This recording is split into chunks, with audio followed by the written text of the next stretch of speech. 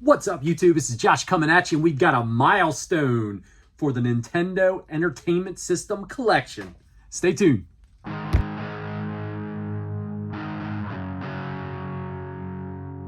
So welcome back in, my peeps. It's been a minute. I realize that. My apologies if you've missed my shining face on the YouTubes, but life's been busy, and I've been busy collecting though still, so I've got something to share with you guys. So like I said, a milestone.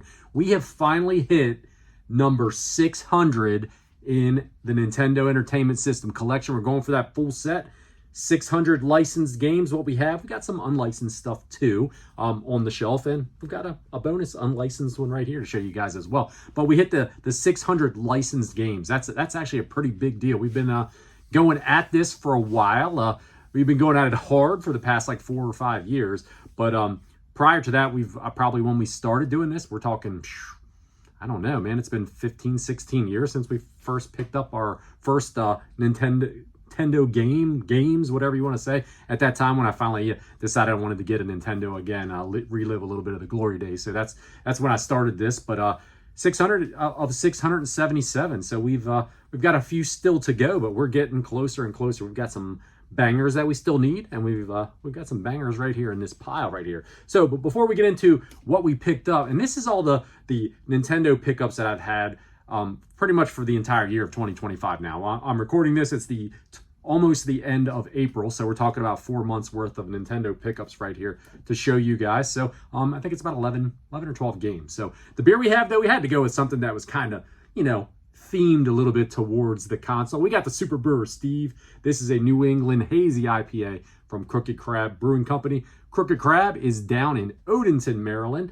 It's about an hour or so away from me. This one comes in at 7% ABV. I love this whole line that they do at Crooked Crab. They're big video game nerds too. They do something they call KrabbyCon every year. I didn't get a chance to go. It was just a couple of a week or two ago back, but they had these really cool pins with all these kind of designs, and they did some other cool stuff video game related in the brewery. So they're nerds as well. But the Super Brewer line, they do a bunch of them. This is the second one I've had. I had one called Fire Brewer Steve, where it looked like Steve was dressed up in his fire flower suit. These are some of my favorites though, man. They have the most tropical vibrations you can get off the nose on these things, and just the awesome fruity hit of hops with the slightest bitterness at the end. These are actually become some of my favorite IPAs, this line. So if you ever get a chance and you're in Odenton, Maryland, check out Crooked Crab Brewing Company, because they can make a kick-ass IPA. Some other great beer too. Had a great stout. It was a nitro coffee stout that they had down there just a couple days back. I stopped in their brewery, and that was excellent. I wish I could have had more than just the one at the time, but anyway, so like I said, we hit that milestone for the Nintendo here. We actually broke the milestone. So to be 100% honest with you, we got to 601 with what we have right here. The first game I'm going to show you guys there that I picked up, we got Venice Beach Volleyball. This one is one of those American Video Entertainment unlicensed cartridges. Probably one of the best cover arts that you got on any of the with a little bit of that sweet underboob right there. Not a very expensive game. I think I paid $12 for this. I ended up picking it up off of eBay. It was one I knew I didn't have, and I just was browsing eBay and I saw it there and no one had bid on it. So I'm like, you know what, I'll go for it. 12 bucks, you can't go wrong with that. Honestly though, if you're gonna go with a volleyball game, this one reminded me a lot of Kings of the Beach, but Kings of the Beach is a little bit more polished. And that one's actually even cheaper. That's a licensed title that we already have in the collection. But that one you could pick up for somewhere around the line of like $5. This one, like I said, is in the $10 to $15 range, but pretty cool, competent. I like the way when the ball hits the ground and the little crab comes out and grabs it to take it back to restart the match. But it's volleyball, and cool cover, but glad to have it in the collection. Unlicensed one for the set. Jumping over to the first one, and I have no idea. I guess I'm talking I don't remember exactly when I picked this one up. I think it was back at the beginning of March. So these are not in order from when I picked them up from chronologically. They're just in probably order from kind of what I thought was cool, or maybe how I picked them up, because some of them I picked up at the same time as one another. But we got Fisher-Price Firehouse Rescue. This was the last of the Fisher-Price games that I needed for the collection. I believe there's 3 on the Nintendo. This one is a little bit one that's slightly pricier. Now, this one right here I picked up. There was a local game. I wouldn't even call it a convention. They called it a convention. It was more like a meetup. They had it in a mall, but they didn't have it. They had it like in a hallway of a mall. So, but you could tell there was like a feeding frenzy when it came to the amount of people who came out looking for video games and looking for Pokemon and just pop culture stuff, because there was a ton of people. This little area that they had in the mall where they had it set up, it was stacked with people. I kind of worked through the place really quick. I didn't take any footage because it was nuts to butts, like full of people in there. It was down at in Glen Burnie, Maryland, which is once again probably about an hour away from me, maybe like 10 minutes from Crooked Crab, right?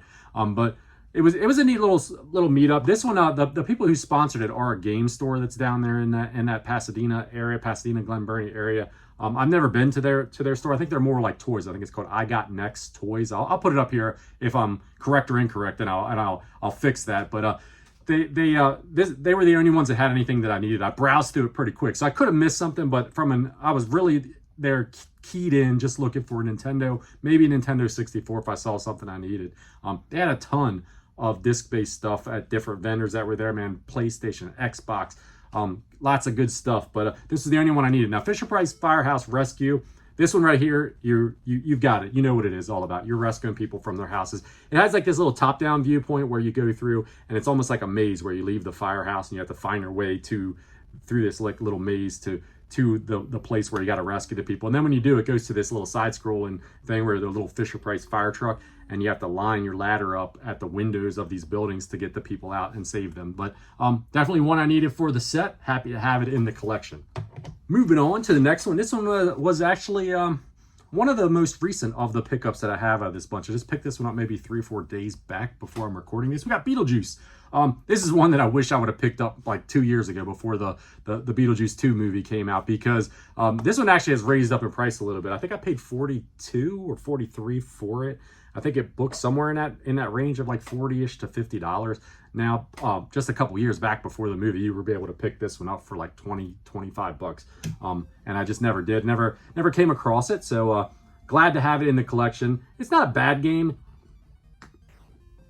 I didn't play enough of it to say that I got good at it. The first level is side-scrolling, and I know that after you proceed through the game a little bit, it turns into like some top-down scrolling as well. Back in the day, Gamer actually just had this a few videos back that I watched of his, that he beat it finally after all these years, and he said he enjoyed it after he really got the hang of how to play it. But the first level is a little bit tough with the side scrolling and the jumping that you have to do. It almost seems a little unfair, but definitely want to spend a little bit more time with it. Check it out, because you know, I'm happy enough that I picked it up, and maybe it'll grow on me a little bit too, because it didn't seem terrible. Not a glowing endorsement, I guess, right there, right? But now here's one that I'm probably not going to get much play out of, and this was another one that I just picked up. It wasn't from the same place. That the Beetlejuice I picked up from Play Raven Video Games in Eldersburg, Maryland. This one right here I picked up from Stormcrow Video Games, and this is Wizardry II. These two, they aren't called Wizardry 1 and Wizardry 2. It's called Wizardry Proving Ground of the Mad Wizard, Mad something, I don't know. That's the first game. The second one here is called Knight of Diamonds, the second scenario. But it's pretty much more of the same. This is a dungeon crawler. It's got turn-based attacks when you engage with enemies. You use like the Dungeons and Dragons style as far as building your characters, building your party of people that go into the dungeons, and then you're just dungeon crawling. But I didn't have a whole lot of fun when I played the first one. I put this one in to check it out, to play around with it, just to make sure it worked and everything. Not really my cup of tea. Back in the day, I probably would have spent a lot of time with this, but now there's just, I don't know, it's really not that much fun to me now, but I am happy to have it in the collection. It actually did come with a manual as well. It's one of those big oversized manuals though, so unfortunately I can't fit it in, since it's a loose cartridge. I can't fit it the way I typically store it, but I'll find a place to keep the manual. So it's pretty cool that it did come with the manual, but you know, I'm glad that it's in the collection, because that's just one more that I needed to get where I'm going. The next one is one that I totally wanted. When I've been asking for this one just from my wife. I had it on a list of games. I try to keep some games like on a list in case she wants to find something for me for like birthdays or anniversaries or Father's Day, any of that kind of stuff, so that you know, it makes it a little bit easier on her. And then I end up getting something that I'm after out of it too, instead of, you know, like a Home Depot gift card or something. Not that I couldn't use that.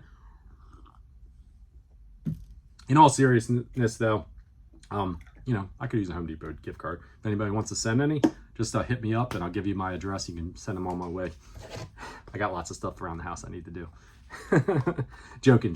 But for real, the game here is Terra Cresta. This is a vertical shmup, and it is awesome. I have actually grown to enjoy more and more the shmups that are on the Nintendo Entertainment System, and I would put this one right up there with some of the best ones. Now, Gun-Knack, that's probably one of my favorite ones.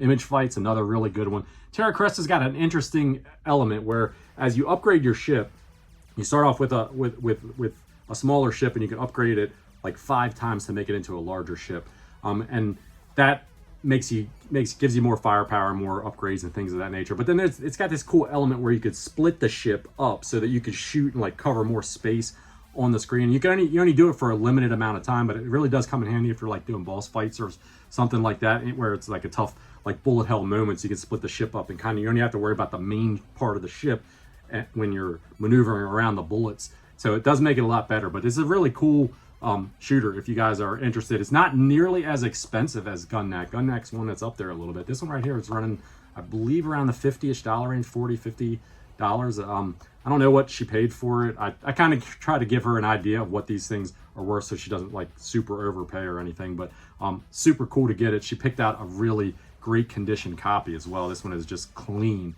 So really stoked to have this. This is one that's definitely gotten some play and it's going to keep getting a lot more play. So this is one that I picked up off of eBay. We got Cool World. I don't exactly remember what I paid for this, but I know it was a good price, because whenever I typically scroll through eBay, if I kind of just have a general idea in my mind of what games I do not have for the set, and if I see them, ones that I don't have, I take a quicker look at them. I want to look at the game over, at the pictures that are on it, and kind of see what the prices are. Look the prices up if I'm not familiar with it. This one was coming in at about 30 bucks under what the price charting value was. Now, I'm not sure, I haven't looked at it. This was back a couple months back, so I'm not sure what the going value of it is right now. I think at that point it was going for like over 100 bucks, and I got this in like the $80 range. I think it was going for like 110 or something, but not a bad pickup at all. This one right here, there's not too many games where you can say you play as Brad Pitt, right, on the Nintendo, but we got Cool World, loosely based on the movie. I think the movie is probably better than the video game. It's kind of a very weird game. Admittedly, I probably need to give it a little bit more of a look, a little bit more time to see if it gets any better or not. But you guys tell me if you have a familiarity with Cool World. Is it worth sinking a ton of time into to try to make it better? I don't know. Tell me. Cool to have it in the collection though, and another one that's in very, very good condition. Next one we picked these next two up, both of them at the same store, but on 2 different trips to there. So we got Dragon's Lair. Now, you guys, if you're anywhere around my age, you're very familiar probably with the arcade game Dragon's Lair when it was in there back in the late 80s, early 90s. It was one of the best looking games. Like, it looked like a cartoon. You're playing basically a cartoon in the arcade. So, but it was a notoriously hard game, and it was made to eat your quarters. The port here for the NES doesn't look nearly as good. It's a Nintendo game, folks. What do you expect? But this sucker's just as hard, in my opinion. I was dicking around probably for 20-25 minutes just to try to get past the first screen on the thing. So, didn't get very far in the game. Definitely one that I'll definitely give it another shot though, because it is kind of like quirky, and honestly, even though it's not the same as the arcade, it does kind of throw back some memories of those times back in the arcade trying to get past some of the screens in the Dragon's Lair game. And man, it's a beast, but really cool to get it in the collection. A little bit one like most of these are starting to get a little bit more uncommon to see them around. So when I saw this one pop up, it was on new to us. It's a thrift store. I think I did a video on some pickups I did from them a while back on the channel, but I saw it on their Facebook feed that they got some Nintendo in, and this was like one of the only ones I saw that I needed. So I went and grabbed it up. This was another one, and I picked this one up on a prior visit. It was before I picked Dragon's Lair up. I just happened to be down in the area where the thrift store is, new to us. And new to us it's kind of weird to call it a thrift store. I don't even know what you'd call it. They call themselves a thrift store, but it's kind of like a secondhand shop, but it's got a great video game selection in there. They got this whole section of video game stuff, but we got Ghost Lion. In Ghostline, you play as Maria. She is the heroine of the story, which is a little unusual, right? Because you didn't see a lot of video games where they had a female protagonist other than Metroid, right? Back in this day and age. But kind of typical of the Dragon Warrior style. This one was a little bit of a later release for the Nintendo. So stoked to get this one in the collection as well. This one had a slightly little bit of label issue on the top. You can see it's like a little bit of bubble there, but you know, it's not torn or anything, and the front label looks magnificent. Check that 80s art out. I mean, it doesn't get much more 80s than that with the boots and the spandex, and she looks like she's headed to aerobics class or something like that, but she's headed out to save the world, folks, and I'm super stoked to be along for the ride with Maria here so I could save the world with her. We got Ghostline, like I said, very cool to get this in the collection. Another one that I needed for the set. The next couple games I picked up at my buddy Rob's joint up at Vault Video Games in Hanover, Pennsylvania. This one I saw on Facebook. They had something that popped up, and I was like browsing through all the Nintendo games that he got in, and I did not have this one. We got the Flintstones, The Rescue of Dino and Hoppy. So when I saw it, I spotted it. I'm like, I'm going to take a trip up and see if it's still up there. It was like a day or so later on. I went up, and it was still there, so I snatched it up real quick. Both of the Flintstones games are kind of similar. You can play as Fred and Barney. You can switch back and forth between the characters. Each of them has different, like a different move set. Like Fred can like put his head down inside of his body like a turtle. He's got a little bit more power. Barney's a little bit better, more agile. So it's kind of neat to have them. I had never played them. I had no, at the time back in the day when I had a Nintendo, I had no clue, honestly, that there was a Flintstones game, much less two of them on the Nintendo. But they're both Taito games, which makes them a little bit more crazy from the price standpoint. But the first one's not nearly as bad. I think this one's still in a pretty common price range of like $25, $35, I think. So stoked to grab that one up. Now, the next two games that I picked up also from Vault Video Games, but they were on a different trip up there to the store. So Rob messaged me and he said, hey, I got a pretty rare Nintendo game and I know you're going for a full set. Is this one that you need? I needed it. I said, yeah, man. Can you send me a couple pictures of it? Let me take a look at it. I looked at the pictures he sent me. They looked pretty good. I said, yeah, man, hold on to it for me, and I'll be up in a couple days to pick it up. I couldn't make it up. I think it was like 3 or 4 days later. He's like, no problem. I'll hold it for you. No big deal. So I get up there to the store. He shows me the game. Happy enough with it. And I'm looking through his stack of other Nintendo stuff, and I actually found one other one that I didn't have. So we'll go with that one first. I'll show you that one, then we'll show you the rarer one after this. We got Motor City Patrol. So Matchbox Motor City Patrol, not one that I was ever familiar with either back in the day. I'm really not even sure what the hell you're doing in this game yet, to be totally honest with you.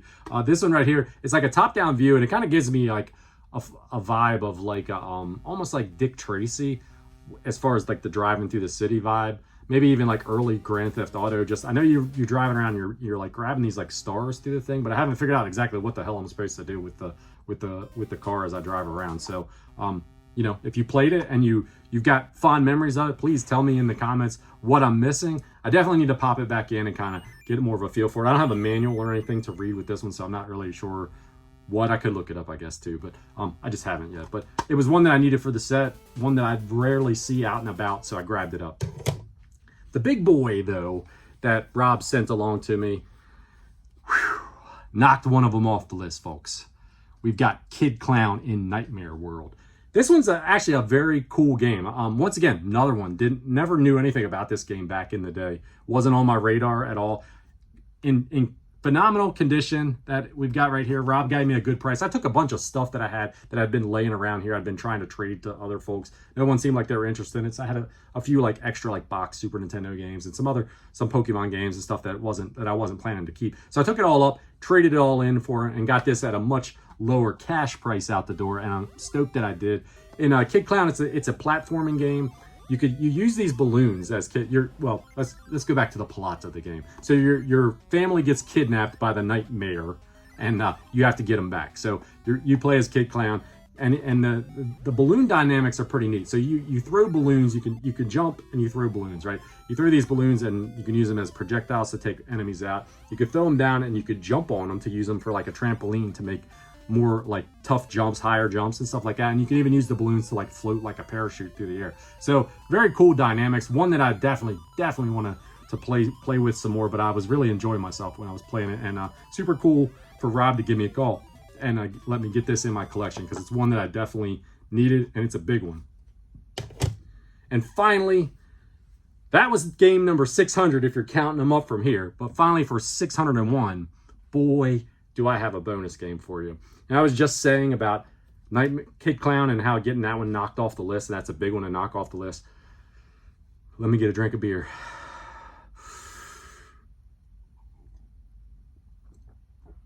Take a deep breath and show you this one right here. We have a copy of Flintstones Surprise at Dinosaur Peak. If you know, you know, folks, when it comes to the Nintendo, this one right here is probably a top 3 or 4 game. I think it's number 3 really when you think about the big ones for the Nintendo Entertainment System. If you're going for a full set, you have Stadium Events, you have Little Samson, and then you have Flintstones Surprise at Dinosaur Peak. This one right here, I got this one off of an eBay buy. And you guys are like, wow, you really, Jack, that kind of funded you out on eBay. Now, hear me out. Yes, I did. I paid up to add this to my collection. But I got this for a pretty damn good price. This thing right here came in, at the time, it was like a little over $1,200 for a loose cart for a copy of this game. I got this for $925. I don't think that's half bad. That's a pretty good discount for the game. And honestly, if you look at it, I'll show you maybe some B-roll that'll give you a better look at it. It's authentic. I've opened it up. When I got it, I opened it up and looked at it. The front label is in great shape. The only problem it had was the top label was lifted and a little rough. And you can see it still looks a little bit rough, but it glued down pretty well. And all in all, I'm pretty happy with that. I can't complain at all for the price that I got it for, and I was able to knock one of the big boys off the list. So all in all, folks, we are up to 601 licensed games for the Nintendo. I just want to say thanks you guys for watching. Thanks you guys for watching anytime I put anything out. I know it's been a little while. I'm hoping maybe I'll get back on track and get back into it. I've just been kind of living life, right? That's what we do. But I've still been hunting and still been having a lot of fun with video games. So you guys, I hope you're all taking care of yourself. That's what you need to do. Remember that. Take good care of yourself. And until next time, please leave me a comment. Cheers.